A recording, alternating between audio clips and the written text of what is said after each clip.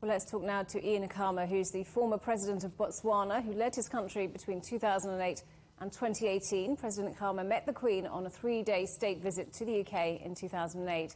Welcome to the programme. So, as we just heard there, you met the Queen. How will you remember her? What are your recollections of the time you spent with her? Oh, she was a tremendous person to have met. Extremely warm, accommodating, outreaching. You would expect that when someone meets the Queen personally like that, there would be some apprehension. But she was someone who was able to put your mind at rest immediately. And considering how much she had to deal with, how many people she had to meet, she was always enormously well informed.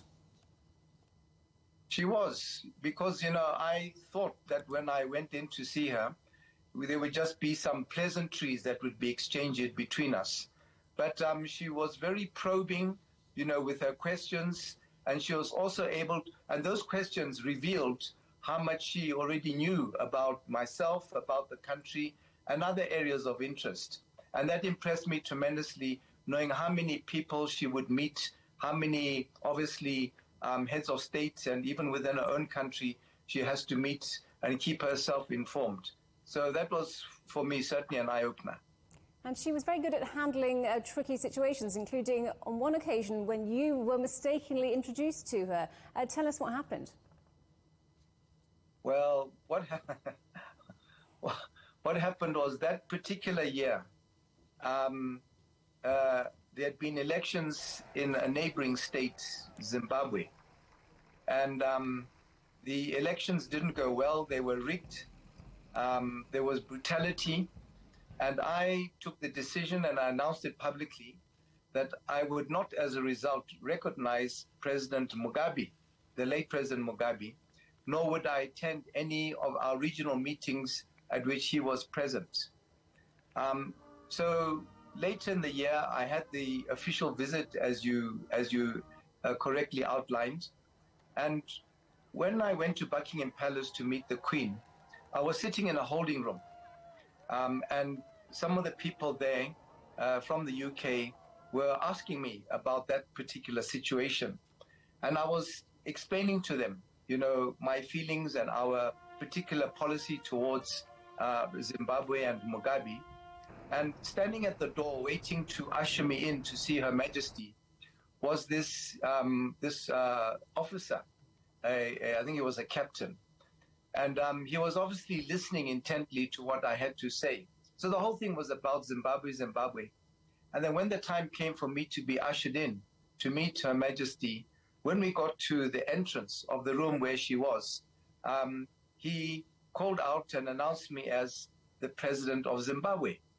And obviously our conversation had penetrated his mind and had, caused him to make that mistake. And the wonderful thing about the Queen was that, I was taken a bit aback by that. But when I looked at her, she was totally calm. And she said nothing, and I wondered, does she think I am the President of Zimbabwe? But as I went forward to meet her, she said to me, "Don't worry, he's new here." And that was it. She just brushed it aside and put me at ease. Nothing, not fazed in any shape or form. And the Queen also demonstrated a remarkable commitment to the Commonwealth, didn't she, despite changing times? Yes, I think, and she was the one who brought about those changing times. Because, when you think back to the days of when many countries there were colonies of Britain, and the unpleasantness and the darkness of that period under British colonialism. But it's something which I've said before, that it's what she inherited. But she presided over the change in times, countries becoming independent. And, when you know at that time what influence the sovereign had, there's no way the government would have gone ahead with granting independence had the monarchy not been totally on board about it. And when you look back, like in our particular case, we're 56 years since independence, it shows the vast majority of our time since independence was when she was when she was queen. So there was very, very short period of time, and I think I speak for many countries on the African continent, where they were still under the Britain as a colonial power, than when they were independent, and that's something she presided over, and we saw the formation of the Commonwealth, which was a new relationship with Britain from the dark days of them being a colony and sort of cracking the whip as to what should be done and how it should be done, to now being development partners in a number of economic areas, cultural areas, sports areas, and brought together this brotherhood of nations, with her as the head. So difficult to sum up in a short answer, but after 70 years on the throne, what do you think her legacy will be? I can answer it very simply.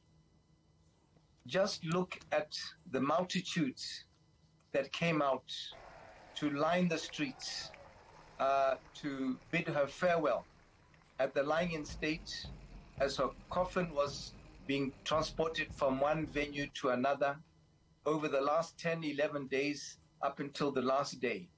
That is the legacy she left, someone who enjoyed adoration and respect from people not only in the UK, but from all over the world. The number of leaders who turned out, the expressions of, like I said, adoration, the tears that were shed, the flowers which were placed, it all. There's no person, I think, in this world today who could ever dream of coming anywhere near that amount of respect that they've been able to enjoy. Khama, former President of Botswana, thank you very much indeed for sharing your thoughts with us today. Welcome.